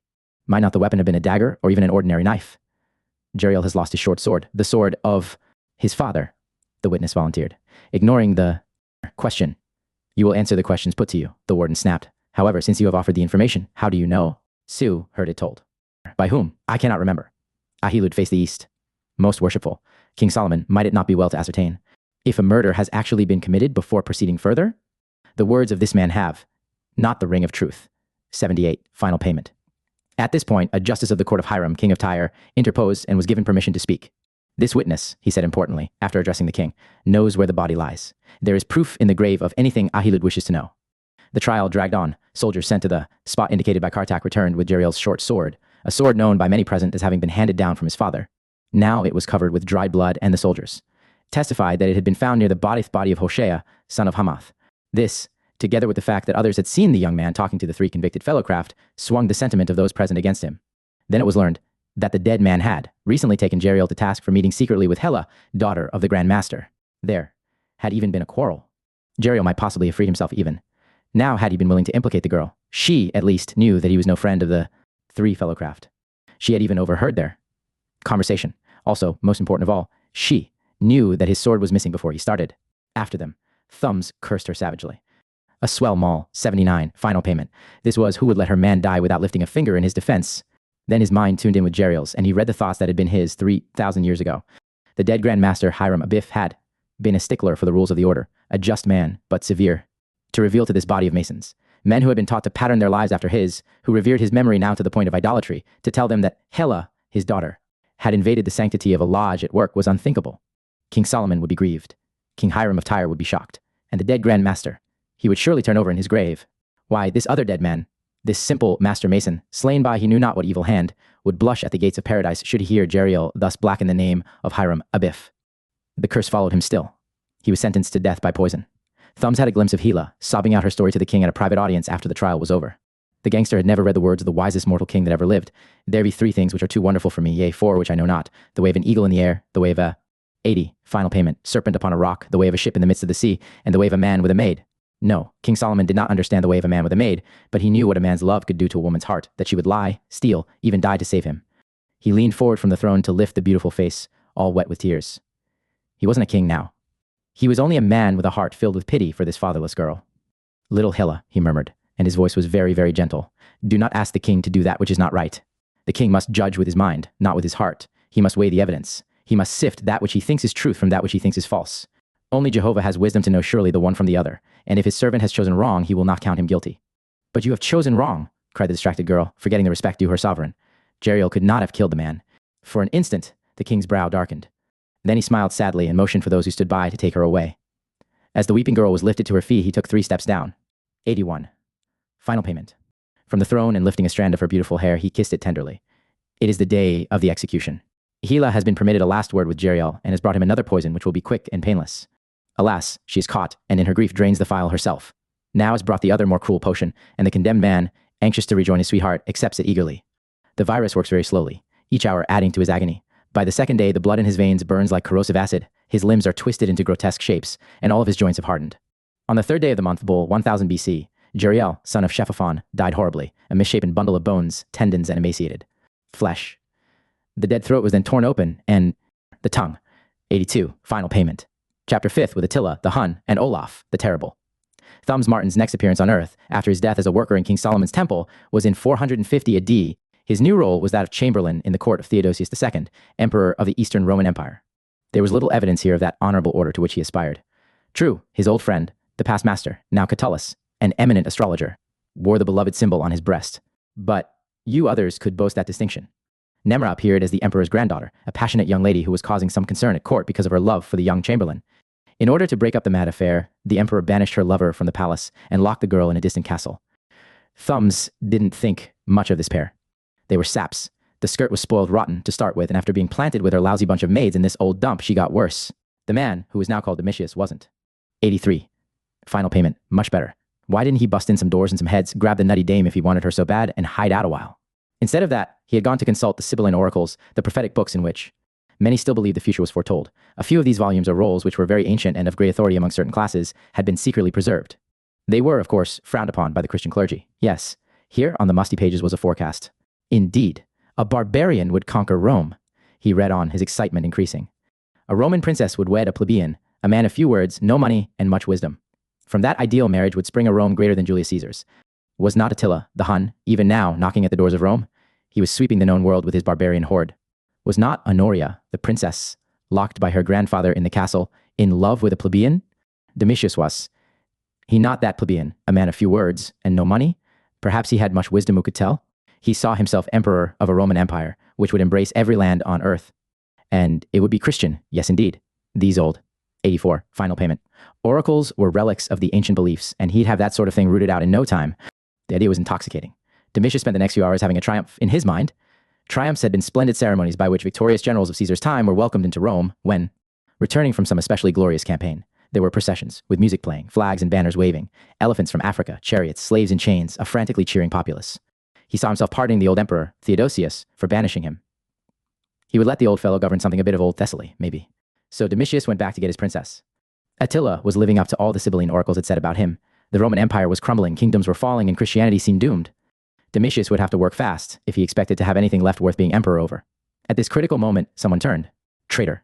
History tells us that it was the princess who, despairing of escaping from her luxurious prison except as the wife of a man she did not love, conceived the idea of having the Hun be her deliverer. She contrived to send the barbarian a 85. Final payment. Note, so we are asked to believe, containing vital information which enabled him to overcome the Romans with ease. If you told that story to Thumbs Martin, he'd call you a liar. He would tell you that the traitor was Sam Pilati, a Third Avenue wop, who wanted the girl and planned the whole thing in the hope that Attila would give her to him as a reward. He might also tell you how he, personally, almost busted up the wop's play. This much of history is correct. Attila's horde sacked the town and the streets ran with blood. The castle where the princess was imprisoned was on the outskirts of the city, and lurking in the wood nearby was the banished chamberlain, hoping for a chance to save his loved one. In the fight that followed the arrival of Attila's soldiers, Domitius proved that he was no coward. He fought like a fiend, finally gaining entrance to the castle where he found Honoria and hid with her in the dungeon. Of course they were taken eventually. Attila demanded to see this girl that so many men found desirable, and she was brought before him. To the dismay of the traitor who had planned this wholesale slaughter, the Hun decided to keep the girl for himself. The oracles had done a fine job of forecasting for the barbarian, but not so good for Domitius. 86. Final payment. The young chamberlain, instead of being crowned emperor of Rome, was sentenced to death by impalement. It wasn't any special honor. All of the Hun's prisoners were treated the same way. Catullus, the astrologer, impressed Attila by casting his horoscope and nearly succeeded in saving many lives. He went a little too far, however, and showed the Hun that he also must someday come to grief. Attila didn't care for that sort of forecasting, so he told the executioners to go ahead. He let the astrologer live, merely suggesting that he move his stars a little more carefully in the future. Pope Leo the Great arrived a day too late. He brought an immense ransom to purchase freedom from further invasion and might possibly have stopped the fearful slaughter. This great Roman pontiff, at the head of an embassy, waited upon Attila, where he lay encamped at the place where the slow, winding Mincius is lost in the foaming waves of the Lake Benacus, and trampled with his Scythian cavalry the farms of Catullus and Virgil. The Pope prevented him from marching to Rome and renewing the horrid cruelties and excesses of Alaric, king of the Goths, who had once been known by the terrible epithets of the scourge of God and destroyer of nations. He saved Rome, but he couldn't save Domitius. Domitius was already on the bamboo. 87. Final payment. Stake. Vigorous and healthy, he writhed in agony nearly 3 days. Thumbs Martin came to his senses on his cot in the hospital, shrieking that Sam Pilati was watching him die. Strange to say, his cursing was in Latin. 400 years later, Thumbs would have said it was only the next afternoon. He found himself bracing his back against the rail of a Viking ship bound south from Denmark. Thumbs was a bit puzzled. Instead of being his enemy, Sampalati was now his brother in arms, and the two were conversing pleasantly about a certain cask of mead which Olaf, the Terrible, had promised to the man who first set foot on shore during their next raid. Odd that they should have become friends at last, Kra Arman and Val Astra of Atlantis. The gangster found the life of a Norse Viking very much to his taste. Up and down the coast they sailed, raiding, pillaging, murdering as the fancy took them, with an occasional battle among themselves to relieve the monotony. In a little town on the coast of Normandy they met unusual resistance. In true Norseman style they closed in, fighting back to back until victory was assured. This was accomplished only. 88. Final payment, after fearful loss of life, but the two were unharmed. During the sacking of the town they came upon their always-to-be contested sweetheart, now an innocent little maid of the town. Her father, an old man whom Thumbs knew at once for Ron Murno, the Atlantan past master, pleaded with the two blonde giants for the girl's life. "She is but a child," he cried. "Kill me and take my gold, but spare her life, I beg of you." Of course Thumbs Norseman self knew nothing of Ran Murno as such. He saw in him only a frightened old man with a pretty daughter, but he saw that the girl really was very young, too young to make the taming of her at all interesting. He therefore contented himself with knocking the old gentleman into a corner with the flat of his axe and walking off with an armload of treasure. But his brother, in arms, was not to be denied. This beautiful, shy little thing aroused all the brute that was in him, which was plenty. A growl from the man ahead to drop the girl and come on merely made him the more determined. Several hard words were exchanged, then an axe and a huge mace did the talking. "I knew that guy would turn out to be a rat," Thumbs muttered in his sleep. Sam Pilati would knife his best friend any time for a maul, then he'd knife them all. 89. Final payment. That's the way it was shaping up too. This fellow was a disgrace to any Viking crew that ever sailed the seven seas. His opponent slipped to his knees with blood gushing from a fearful gash in his head, just as the call came from the ship that they were ready to put out to sea. Now brothers in arms may fight with one another occasionally, but unless they have gone completely berserk, they never desert one another. This one did. The signal from the ship had said that reinforcements had arrived and that the Vikings were outnumbered. There was no time to lose. The victor didn't stop to see if his comrades still lived. He didn't even bother now with the girl. He got to the ship just as a company of soldiers from the next town arrived to avenge their friends. The wounded Viking was carefully tended by the girl and her father. They gave him credit for better motives than those that had prompted him in the recent battle. All he really had been thinking was that she wasn't worth as much as the treasure they could carry away. However, when an officer walked in and demanded that he be turned over to him for execution, the old fellow put up a pretty good argument for the Viking's life. The outcome of it all was that Thumbs would be left there as a prisoner until arranged. 90. Final payment. Ments could be made for his death. The officer could see the man needed immediate care, or he wouldn't be alive for the killing anyway, so he left a guard outside and said goodbye. Within 2 weeks, the little Norman girl and the Viking were deeply in love. Alas, this particular town had suffered a great deal from Viking depredations, and it was determined that this one must be made an example. The girl's tears, the old man's pleading, moved the townspeople not at all, and he was dragged away to be drawn and quartered. Thumbs saw teams of horses hitched to each of his arms and legs. They began to pull him apart, and the last thing he saw was those huge thumbs sticking out of the harness. Again he awoke screaming. Final payment. Chapter 6. The Sixth Death. In the clutches of the Spanish Inquisition. The old past master had sworn he could limit the curse to 7 reincarnations. Therefore, counting his hospital sufferings the 7th, Thumbs reasoned that there should be but one. More in the past. He dreaded seeing himself. Tormented again, but an irresistible power seemed to be driving him to one last look behind that curtain in the back of his brain. He finally took the plunge to draw his next subconscious breath as Pierre Lachaise, a Frenchman living in Spain during the year 1484 AD. Nemra was with him. Never had she appeared so beautiful as now, in the form of Donna Maria de Seso, daughter of a Spanish nobleman. Thumbs fairly gasped when he found himself alone in a quiet patio with this lovely creature, her arms about his neck, her lips pressed to his own. Apparently, they had been discussing a matter on which they could not agree, and the young lady was using the usual methods of getting her own way. 93. J. Final payment. "I cannot let you go," she whispered, snuggling her head close to his breast. "If you leave me, I shall go mad." "But, querida mia," said Lachaise huskily. "Your father demands it. Surely I cannot remain, against the wishes of so powerful a man as Don Pedro de Seso. You. If you love me, you would take me with," she retorted, withdrawing herself from his arms. Her dark eyes snapped. "Carlos de Ocana would find a way were he in your place." Carlos de Ocana. Seeing his black look, she pressed the point. "Is it strange that Carlos also loves me? Carlos de Ocana is bold, brave, braver than you, it seems." Thumbs grinned as he saw how this keen-witted girl was leading his old world self on. Lachaise was a large man, a strong character in any company, yet he winced as though he had been struck in the face. "De Ocana is a snake," he muttered. "Because he loves me? Because he hates me and strikes as a snake strikes in the dark. That is why your father thinks it best that I leave Spain for a season." Don Pedro de Seso has ever encouraged our marriage, but only a fool would see his daughter wed to one. 94. Final payment. Already in the bad graces of the Inquisition. De Ocana has given information that I am a heretic. Her eyes softened. That is not true, I know. Too often have we talked of our blessed Lord Jesus. And Fray Enriquez says he has seldom met a layman who took so deep an interest in matters of religion. Not religion, he said gently. Christ, a man who was God, yet who walked with ignorant fishermen, who rode upon an ass, who dressed in simple garments, who died cruelly, ignobly for men like me. From the foot of the cross, he flung his mantle to the future priesthood, asking them to carry on in like manner for his sake. Have they done so? Do they walk with the poor? Do they wear simple garments? Do they scorn money and power? Look around you, Donna Maria. Beautiful churches filled with priceless images and ornaments, haughty bishops, cardinals, and other dignitaries of the church, dressed in a manner befitting kings, yet claiming to represent the lowly Jesus Christ, who had not even a place to lay his head.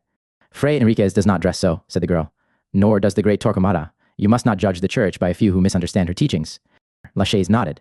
Fray Juan Enriquez is my friend, and a truer no man ever had. As, 95, final payment. For Torquemada, he is simple enough in his personal tastes, I grant you. What he wants is power. But he has refused all offers of higher, churchly office, Maria insisted, and he is content to remain prior of the Holy Cross of Segovia. His money is spent wholly in the interests of the faith, rebuilding convents and churches. I have heard that he built St. Thomas Church and Monastery at Avila entirely with his own funds. Lachaise laughed mirthlessly. Fray Tomas de Torquemada is an ascetic. He eats no meat, wears no linen, sleeps on a plank. What are such trifles to him? You say he has refused offers of higher churchly office. For one who craves power, who delights in inflicting pain, what better office could he ask than that of Grand Inquisitor of Spain and Aragon? As the words left his lips, the girl screamed. 3 figures in black had stepped between them. They were officers of the tribunal, called familiars, who were scattered in large numbers over Spain and other lands where the Holy Office was established. The modern thumbs would have called them stool pigeons. Lachaise knew what was intended. Often he had heard of other unfortunates who had been taken thus. A carriage might drive up in the dead of night, and a knock would be heard on the door. 96. Final payment.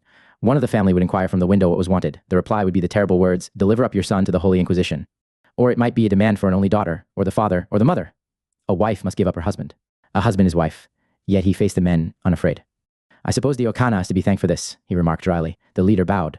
At your service, he chuckled, removing his cowl. Are you ready to accompany us, amigo mio, or must we use force?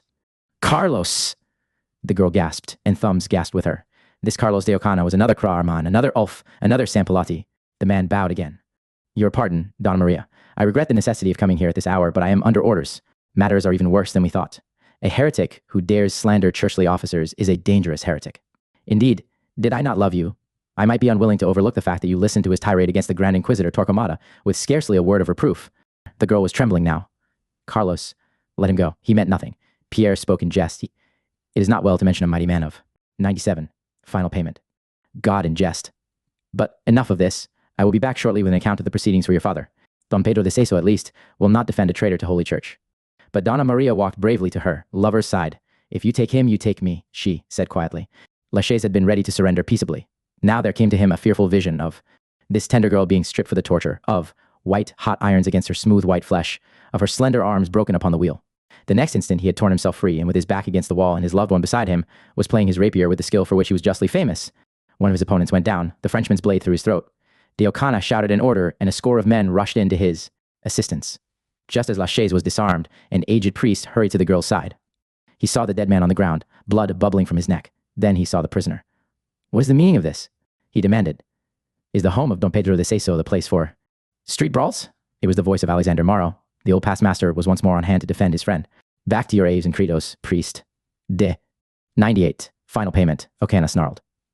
Here is no street brawl. This Frenchman has been found guilty of inciting converted Jews to recant. That was the charge a few moments ago. Now, it is murder. We are taking him before the Holy Inquisition. The old priest took another step forward. Perhaps you do not recognize me, he said grimly. Since when was it murder to defend a woman against a band of ruffians? I might also. That, if Pierre Lachaise has been proven guilty of anything, I have not heard of it. I shall accompany him to the prison and learn the details there. Say, you think as a Dominican that you can interfere? Cried de Ocana. I know you. You are Fray Juan Enriquez, called the friend of the poor. Go back to your goose herds and scullery maids. You do excellent work there. This Lachaise is no poor man. He is rich, and he has used his riches against Mother Church. Come along if you will, but nothing you can do or say now will save this heretic from the question. The question. Donna Maria knew what that meant. The rack, the pulleys, molten lead, the Iron Maiden whispered tales that had leaked out from that grim pile, the prison of the Inquisition. Madre de Dios! She moaned, and fell fainting at the feet of her aged confessor. The Dominican called the servants. It is 99. Final payment. Better so, he said gently. Put her to bed. Say nothing to her father. I left him a few moments ago, and he's very weak. Lachaise, helpless in the hands of his captors, faced him, white with rage and pity. If Don Pedro is ill, you must remain here, he said hoarsely. The original charge they brought against me was false, as I can easily prove. I did not resist, and would have gone willingly had it not appeared that this beast would take Donna Maria also. I will answer to the king for the death of this man who would have killed me. To the Inquisition, I answer nothing. The old priest shook his head sadly. You are hot-headed, my son, and rash words never freed a prisoner. Don Pedro was thrown from his carriage, seriously injured not an hour ago, but I believe I can leave him long enough to say a word for you at the prison. Come, let us go quickly. A frightened servant caught them at the gate. Don Pedro de Seso is dying, he gasped. Oh, come to him, father. The old man bowed his head. It is God's will, he muttered. Be brave, Lachaise, my friend. I will come to you as soon as possible. He started up the path, then turned abruptly to face de Ocana. See that no torture is applied until I have seen Fray Torquemada, he commanded. Too many mistakes have been made in. 100%. Final payment. The name of Holy Church, and I happen to know that you are about to make the gravest mistake of all. Lachaise has defended Jews as I defend them when they are unjustly persecuted. Then, remembering the seriousness of his mission, he hurried away. The scene was changing now, and Thumbs found himself behind the grim walls of that charnel house, the prison of the Inquisition at Cordovia. What had been the outcome of his trial? Thumbs did not know, but he saw Lachaise chained in a gloomy cell. The most awful and mysterious silence reigned. A prisoner must, not even cough. He dared not so much as offer up a prayer in an audible voice to him who is the refuge of the oppressed. Lachaise, perhaps because of his rank, was presently taken away to view the questioning of other victims, no doubt with the idea that he would confess his own guilt rather than suffer a like fate. They also wanted him to implicate others. The hall of torture was located far underground in order that the shrieks of the sufferers might not interrupt the death-like silence which lay over the rest of the building like a pall. A common mode of torture to force the victims to confess or accuse themselves was dislocation by means of pulleys and weights. There. 101. Final payment. Arms were tied behind them and attached to a pulley. A heavy iron bar was fastened to the feet. The prisoner was then hoisted high above the ground and suddenly dropped to within a few feet of the floor, thereby wrenching the very bones from their sockets. In this condition, entirely naked with the exception of a loincloth, the victim was coolly admonished by the inquisitors to reveal all he knew. If his replies were unsatisfactory, the process was repeated until sometimes the poor mangled body was scarcely worth dragging back to its cell. The flesh would be torn with hot pincers. Slivers would be run under the fingernails. Some were tortured with fire, the victims' feet being first bathed in oil and then roasted over a slow fire. Others had a hard piece of cane inserted between each finger, after which the hand was bound and subjected to the action of a screw. Many were extended upon the ground, where pieces of iron, shaped like a die, but concave on one side, were placed on their heels and squeezed. In a vice, one poor wretch was in a barrel in which he could neither stand up nor sit down. Another, whose piercing screams fairly curdled the blood, was being stretched upon the rack. When he was finally taken away, Lachaise noticed with a 102 final payment shudder that his dislocated legs had turned and the toes were where the heels should have been. Thumbs found the water, torture the most awful, because at first he could not understand what was happening. An almost naked girl had been tied upon a ladder with her head lower than her feet. Tourniquets around her arms and legs were twisted until the cords sank through nerves and sinews to the bone. Her nostrils were then plugged, and water poured into a long strip of linen placed across her mouth. She was, of course, always on the verge of suffocation. Only a momentary glimpse did Thumbs take of his own torture. Don Pedro de Seso had died. Fray Juan Enriquez, the gallant priest, had been unsuccessful in his defense, and the Frenchman was convicted by the Black Cowl Tribunal and sentenced to be burned alive at the next auto de fe. During the course of his examination, his huge thumbs had been crushed in the screws, and his arms and legs dislocated so often that he could scarcely walk in the procession. Hundreds of tortured, lacerated beings were led forth from their gloomy cells and marched to the place of burning, dressed according to the fate which would await them. Lachaise wore the San Benito, a penitential, tunic of yellow cloth reaching to his knees. On. 103. Final payment. It was painted his picture, with figures of dragons and devils fanning the flames that would consume him. This costume indicated that the wearer was to be burnt alive as an incorrigible heretic. Others wore the San Benito with the flames pointed downward, called fuego repulto. They were impenitents who had been converted just before being let out, and were not to be burnt alive, but would have the favor of being strangled before the fire was applied to the pile. Halfway to the place of execution, Lachaise stumbled to his knees. Crippled as he was, he could neither walk nor stand any longer, and he was carried the rest of the way. As they lifted him, there was a commotion among the bystanders. He caught one glimpse of Donna Maria's agonized face, heard her smothered scream. Then he sighed with relief, for her head was pillowed upon the shoulder of an aged priest, the Dominican, Fray Juan Enriquez. Rather than bother to hold their victim up longer while he was being tied to the stake, it was decided that it would be easier to roast him. Ella. Shays was accordingly chained to an iron grid above a bed of glowing coals. 104. Final payment. Chapter 7th. Dr. Bundy gets a clue. Thumbs came back to the present with his hands actually swelled and throbbing terribly. Dr. Bundy gave one look and called Dr. Seligman, the chief surgeon, who declared an immediate operation would be necessary. Somehow, gangrene had set in. The huge thumbs were nearly black and the infection was rapidly creep in toward the elbow. Under the ether, the patient asked for Ran. Murno. Can I send for him? The little intern asked. Send for whom? Alexander Morrow, Dr. Bundy said. Eagerly. Ran Murno is Mr. Morrow. Humph. Can I? You can hand me that scalpel, the great surgeon said crisply, his fingers working swiftly but surely. But he once ran Mr. Morrow. The little doctor was almost in tears. And you will please not talk. When the amputation was complete and the 105 final payment. Poor mutilated hands had been properly bandaged. Dr. Seligman tapped his young assistant on the chest with a rubber-clad forefinger. I am beginning to think, Dr. Bundy, that you are a fool, he said coldly. There is no room in the medical profession for fools. But that will be all, Dr. Bundy. During the days that followed, all hopes of saving the gangster's life were abandoned. Night and day he raved, sometimes with curses for Sam Palotti, sometimes for Kra Arman, sometimes for a whelp of Set, or a Viking comrade, or Ulf, the lion killer. Often he talked to Nemra. He called her pretty names. He begged her to kiss him. But most of all, he pleaded with Ran Murno or Alexander Morrow, calling his attention to the fact that he had made final payment. For weeks he lingered between life and death. Then, to the surprise of every doctor who had ever seen or heard of him, he began to recover. There are no words which might describe the happiness of little Dr. Bundy. He practically danced in and out of the room. He rubbed his hands every time he looked at the man on the bed. His patient, the killer, you know. And for some unaccountable reason, Thumbs now seemed to feel very kindly toward the whole world. Gone was the surly gangster, and in its place was a rather rough but friendly fellow who called the young 106 final payment intern kid and joked about running foot races with him. He didn't know yet about the loss of his thumbs, what was another ache or pain to him, and he hadn't been able to lift his arms for months, anyway. One day, while his hands were being dressed, he asked if there wasn't something wrong. He couldn't see that far down, but somehow his thumbs felt funny, he said. When the intern told him what had been done, he laughed. That afternoon, Thumbs Martin came to a decision. In each phase of his past, there had been those enormous thumbs. They were his curse. Well, the thumbs were gone now. What would he find if he rolled back that mysterious curtain just once more? He must find out. Mr. Morrow, Mr. Morrow. Dr. Bundy could hardly speak for excitement. Come to the hospital, quick. I have news that I don't dare give you over the phone. Martin isn't. No, he's not dead. He's asleep. I just got a story from him that'll knock your eye out. 20 minutes later, the attorney joined him at the bedside of the sleeping gangster. How long's he been this way? He asked. 4 hours. Mr. Morrow, he lay there and saw Loretta Morrison killed. Sam Palotti, that. 107, final payment. Fellow he's been raving about was the murderer. I was beginning to suspect as much. Now tell me the whole story as carefully as you can. This sort of thing isn't any good as evidence, you know. Our problem will be to back it up with proof. The little intern glanced at his pad. Well, he began. At 4 o'clock, the killer, Mr. Martin, started talking out of the corner of his mouth. He was using gangster language too, which is unusual during his spells of mental aberration. He made some arrangements with a private watchman who guards a string of swell homes out in Beverly Glen. Then he was quiet for about 5 minutes, except for a contemptuous snort now and then, after which he greeted somebody called the Big Shot. He also called him Rube. He told this person that everything had been fixed for the robbery of the Stillwell place. What? Cried the attorney. Then Martin really did do that job? The intern shook his head. No, he got there too late. But let me give the story as I got it from Martin. After a while, he began to swear, saying a certain Sam Palotti was getting there ahead of him. I guess he didn't know until that minute who it was that spoiled his plans. Anyway, he had to lie there and watch the whole thing. 108, final payment. You understand, Mr. Morrow, that I'm giving this as I reconstructed it from his various remarks. Yes, said the attorney impatiently. Go on. Well, the crooked watchman didn't know. One mob from another. These fellows explained. That Thumbs had sent them, so he let them in. You should have heard Martin cuss him. They walked straight into the library or wherever the safe was that they were looking for, and there sat the girl. By the way, Mr. Morrow, do you know how she happened to be in that empty house? The attorney nodded. She was Mrs. Stillwell's secretary, came home a few days ahead of the family to get the place ready. Her sister was. To spend the night with her. Didn't she come? As I recollect, she'd been there, left, in fact, only an hour or so before the police found her sister. I suppose she had intended coming. Back.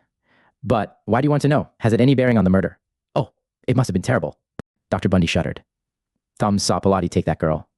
In there by the throat, he not only strangled her, he broke her neck. Thumbs said, damn, he's busted her neck. And then he began to laugh, saying that Palotti was in a spot because the 109, final payment. Watchman was yellow and would squeal if anybody got to him. He seemed to think the wop, as he called him, would kill the watchman too, but I don't think he did. Not there anyway. The attorney chuckled mirthlessly. No, that watchman is still alive if he's the one I think he is. My men have been trailing him for weeks. We've had nothing to base our suspicions on aside from the fact that he was so opportunely out of the way on the day of the murder. Pretty soon Mr. Martin began to swear some. More, said the intern, referring to his notes. His own mob was arriving, and it was funny to hear him cuss himself for walking into a trap.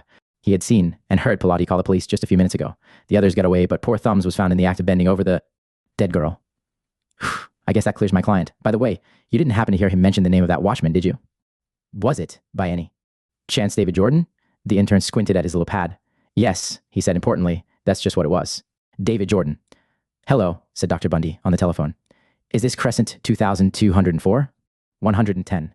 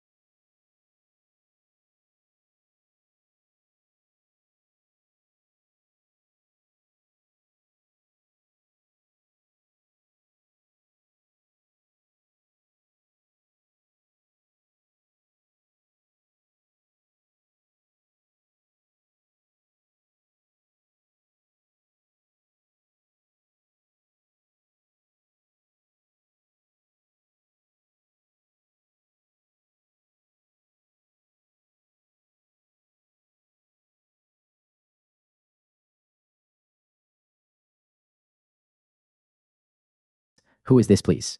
Dr. Bundy plunged. Can you come over to the general hospital right away? A friend is calling for you. There was a gasp at the other end of the wire. A friend?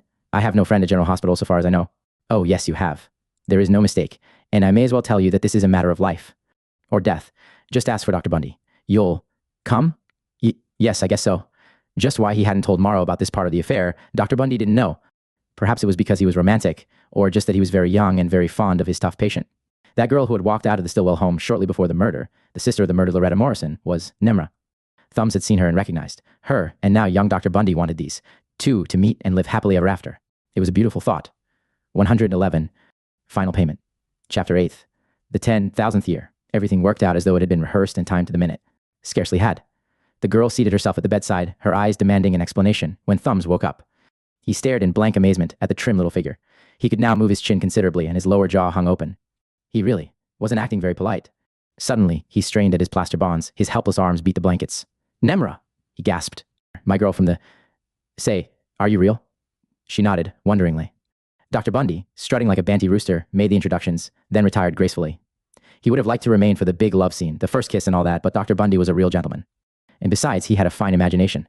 Miss Morrison had tried to shake hands, then seeing the splint-covered arms had become a bit rattled. Oh, she said gently. You can't shake hands, can you? I'm so sorry. It's all right, said the man on the bed, hoarsely. 113. Final payment. She tried again. I believe Dr. Bundy said you were the man who was supposed to have... Well, anyway, Mr. Martin, I'm glad it wasn't you who did it. Forget that stuff, growled this queer person. I got a lot to square with you. I done you. Plenty dirt. But you'll find that, Thumbs Martin. Don't never forget enemy or a pal. His visitor puckered her pretty brow. I don't believe I understand. When have you ever hurt me? Hell, said Thumbs. Didn't I croak you by yanking you out of the air? And ain't I been a washout every other time I had you? Always getting bumped off instead of marrying you. Look, at all that square and compass business, didn't I mess that all up too? Believe me, I been. The girl didn't understand. He could see that. Say, listen, Nemra, he begged earnestly. I've been off my nut here. I know, but let me tell you. Something I knew you when I saw you sitting there, didn't I? You ain't no stranger to me. See? She glanced at the door, trying not to appear frightened. If only that young doctor hadn't left her here alone. What did it all mean? But Thumbs had plunged into his story. Once again, he lived over those terrible days of a long dead past, lingering over the love episodes and touching only lightly on the more gruesome. 114. Final payment. Parts. At first the girl scarcely listened, but after a few moments she was leaning forward, missing. Not a word. Dr. Bundy looked in twice. After all, this was his patient, and he was beginning to realize what he had done. Thumbs was still a sick man. It was his kind heart that had arranged this thrilling meeting, not his better judgment. But everything seemed to be all right. The gangster was talking earnestly, but quietly, and neither he nor his listener so much as looked up. And now, Thumbs was saying, here I am with a pair of busted dukes and nothing much that ain't busted. Come to think of it, though, I'm kind of glad them big thumbs was cut off. They was swelling the racket, but I bet wouldn't you liked him at all, and now I got a hunch it was. Them that jinxed me, squares and compasses. Miss Morrison sat silent. Some girls might have laughed at this uncouth fellow with his and kisses. Crazy talk of no doubt suffering and drugs had given him those horrible dreams. Now he was taking it for granted that the first girl who came along was his dream sweetheart, and that she must immediately fall into his arms. She glanced again at those bandaged, helpless arms. No, they would never, never hold. His loved, one or any other girl. Oh, the pity of it. I've been a hard guy, Thumbs was muttering. 115, final payment. But maybe I can get one, a them square, and compass dinguses, and go straight. I'll call Alex Morrow. He knew me back in Egypt. Before that, too, in the other place. And I bet he'll be glad to slip me a extra apron. I'll break away from the mob and say, did I hear you tell the doc that your name's Betty? You can't fool me, it's Nemra. No doubt our names change with each reincarnation, she said softly. She could not disillusion him just now. This time, I am Betty. Dr. Bundy was back again, and now there was a pained expression on his boyish face. I'm afraid the killer has talked enough for this time, he said, apologetically. I feel very badly about coming in this way, but you know the important thing is to make him well so you two can be with each other all the time. Thumbs nodded gravely. I guess the doc's right. Nemra, you can always take this guy's word for anything. He's a damn good egg. She stood up, cast an appealing look at the man in white uniform, then again made the mistake of holding out her hand to the gangster. What a pretty picture she made, blushing in her confusion. Thumbs looked her over with honest admiration. Gee, I'm a lucky stiff, he croaked. Goodbye, she said, moving toward the door. 116, final payment. I've enjoyed our little visit. The story of your dream girl was thrilling, but I'm afraid. Afraid? Don't make me laugh. The gangster chuckled. You ain't never gonna be afraid. Again, not with Thumbs Martin backing you. I'll be out of here soon. In the meanwhile, I got a few grand stashed away and we're sitting pretty. See you tomorrow, won't I? Now was the time to tell him. She must say it, that his dream was just that, a dream, and that she could play no part in the stark reality that must follow. But the words simply would not come. I'm afraid I can't come tomorrow, Mr. Martin, she said, smiling bravely. You see, I work in a bank, but perhaps I can come on Saturday. The troubled blue eyes met the gangster's gray ones. He could not hide his disappointment. "Okie," he answered, with attempted carelessness. "Saturday, sure." During the following days, events moved swiftly. David Jordan had confessed to his part in the robbery. Sam Pilati was in custody, charged with murder. Newspapers carried scare heads telling of Thumbs' innocence. The hospital found it next to impossible to answer all the calls as to the condition of its now famous patient, and was finally obliged to issue hourly bulletins. The doctors were watching the working of a miracle. Before their eyes, a hopeless cripple was. 117. Final payment. Growing strong. He had decided to live. He became a very trying patient, wanting to sit up, to use his arms, to have bandages removed and splints taken off. He swore he could walk if they would only give him half a chance. On Thursday, Rube Weinberg called. Thumbs had been wondering how he could leave the mob. Rube, the big shot, brought the answer. "I don't want any hard feelings," said Rube abruptly, "but you know what I expect from my men. I won't beat around the bush. You're through. Even if you get out of here, you'll never again be the fastest gunman in this man's town." With narrowed eyes, he watched the effect of his words, but if he looked for any expression to show in that hard rock face, he was mistaken. "Well," said Thumbs slowly, "I think I'm gonna get well. I know I am. But maybe you're right about my shooting. I ain't got no thumbs, course. What I need now is a lot of sweet massage, and damn if I know one lousy sweet to get him from. Another thing, I ain't." Rube interrupted. "You've been a valuable man to me, Thumbs, and I'm not a guy that kicks out a pal. I've paid your bills, all I knew anything about, and here's 10 grand. Better buy yourself a gin mill out in the sticks someplace and take it easy." Slong. Well, that was that. Thumbs accepted the money coldly and went back to sleep. 118. Final payment. When he opened his eyes an hour later, Alexander Morrow was sitting near the window. "Hello, Martin," he called. "Is that my fee you have ready there?" Thumbs nodded his head vigorously. "Yeah, that and anything else I got. Boy, you're one in a million. Got me off slick and clean. I knowed. That judge and jury was nuts. But Mr. Morrow Thumbs lowered his voice impressively. I guess I can't never pay you for them other times you went to bat for me." "Geez, they ain't money enough in the whole cockeyed world to pay off a guy like you." "Forget it," the attorney laughed. "As a matter of fact, Rube Weinberg was in last night and paid your bill in full. Final payment, eh? Say, do you remember? That time when you was calling yourself Ren Murno? You said, what if he's a criminal? Does that mean he must never, for all eternity, have another chance? You had a good line even in them days, and your mob in the little white aprons fell for it same as judges and juries fall for it now. One thing bothered me, though. Why'd a couple of your gorillas take that rat, Kra Arman, who was nobody else but Sam Pilati, for a ride?" The great attorney sat silent a moment. Then he said, "Would you mind telling me some of those experiences of yours? Dr. Bundy told me part of the story. Do you feel strong?" 119. Final payment. Enough to go over the whole thing. It isn't mere idle curiosity on my part, I assure you. The young intern came in just then, and together they listened to Thumbs' strange adventures in lands and ages he had never even heard of.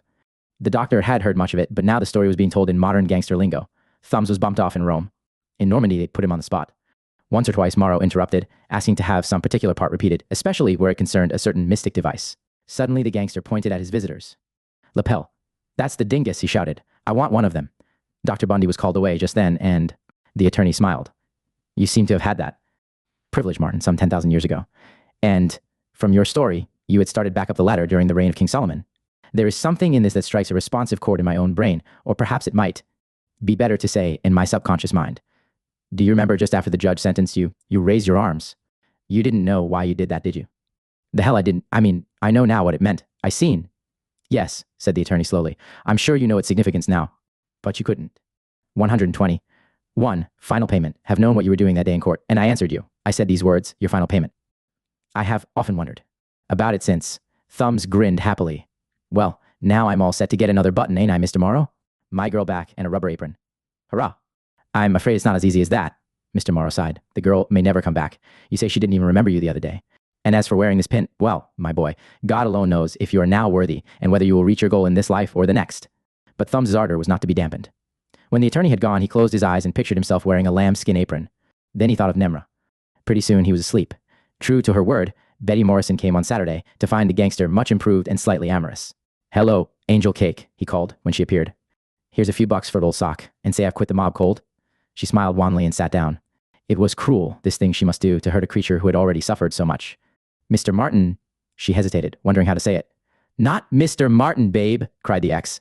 121. Final payment. Olton Thumbs. "Make it just plain Henry. Hell, make it stronger than that, and it's Okie Wit." "Me?" He managed an extravagant wink. "How about calling me Sugar?" She was almost in tears. "Oh, I don't know how to tell you," she said. "Please forgive me if I hurt you, but I can't let you go on thinking this way I'm engaged to another man. A teller in the bank where I work. I love him. You understand, don't you? I love him." Her hands were clasped tightly in her lap. There were real tears in her eyes as she glanced at the thunderstruck man on the bed. He had been smiling, and the smile remained, a ghastly thing under tragic eyes. Those eyes seemed puzzled too. His dream world and his real world. had crumbled with a word. Well, that's that, he said curtly, after a moment's thought. Cut the sob stuff. I've been a sap, that's all. The smile had faded, and he tried to bring it back. The white line that was his lips barely twitched. Take the roll with you, he said, more gently. Wedding present to you, the boyfriend. She was gone. Gone, leaving a terrible emptiness, and the money on the bed. He wanted to kick it off on the floor. A growl, almost a sob, broke from his throat, but his face was a sneering. Mask, 122. Final payment. A day came when the doctors could call Thumbs Martin a well man. What stiffness remained would yield gradually to massage and electrical therapeutics. He left the hospital free, but with no particular plans. Dr. Bundy followed him to the curb. Shall we take a taxi? He asked. We? The gangster snarled. Who kissed? You in? But the little intern merely grinned. I'm taking you to see Bill Henley, he said. Bill is athletic director at my club, and I think he can do more for your knees and elbows than all the doctors in town. And so it was that Thumbs Martin became a familiar figure around the gymnasium of a respectable club. Members vied with one another for a chance to play handball, box, wrestle, and swim with the surly ex-gangster. Months passed, and Thumbs dropped many of the old mannerisms. He said with instead of wit, and he no longer picked his teeth in the dining room. He made no attempt to connect with his old friends. Mornings were spent under the hands of expert masseurs, afternoons in the gym. Then, unknown to Dr. Bundy or Mr. Morrow, he began to practice shooting. On the other side of town, he discovered a little shooting gallery where he would spend hours at a time. 123.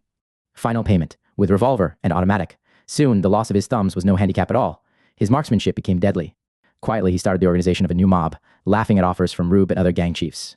For several months, he led a dual existence, living at the club, dining and playing with gentlemen, and at the same time leading and ruling the most daring gang in the history of the city. As the day for the execution drew near, he hunted up his friend, the attorney. Morrow, he said abruptly, I want to see Pilati die. Can you fix it for me? Why? Oh, I don't know, said Thumbs. Maybe it's just that I want to be sure he really does die. To tell the truth, I don't know why I'm asking this. I just feel that I've got to be there, that's all. Morrow asked no more questions. He said he would try to arrange it, and he did. When the day arrived for the electrocution of Sam Pilati for the murder of Loretta Morrison, Thumbs Martin was among those present. The condemned man came in between two guards, chin up, smoking a cigarette. His eyes shot straight to where Thumbs stood. Come to see me take the hot squat, eh?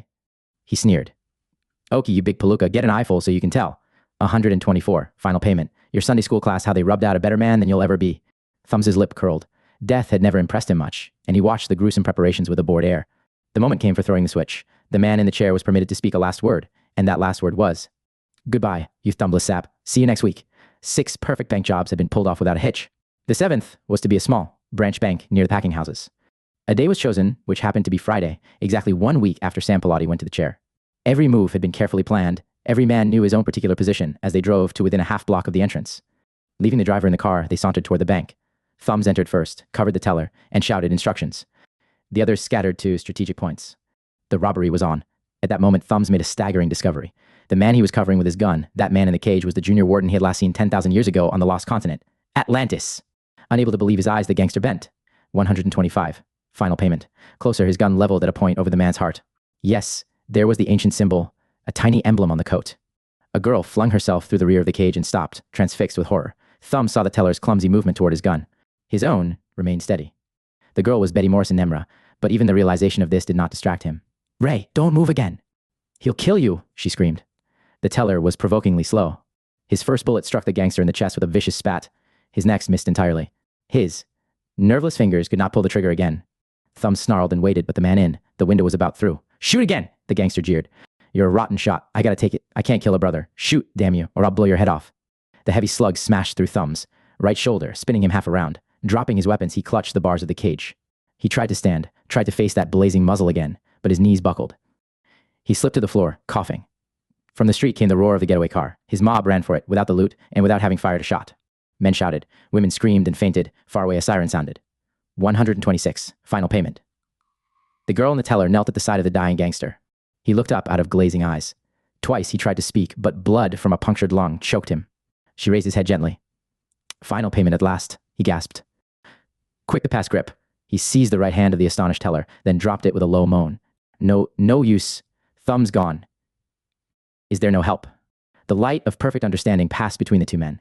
The mutilated hands relaxed, and an ineffable peace softened the grim features. The lips moved again. Take care of her, brother. I haven't earned the right to win her yet. Goodbye, Nemra, darling. This life belongs to him and to you. But when I come back, the words died away into the death rattle. But perhaps for one brief instant, Nemra understood. Otherwise, why did she bend over so tenderly and kiss him? The end.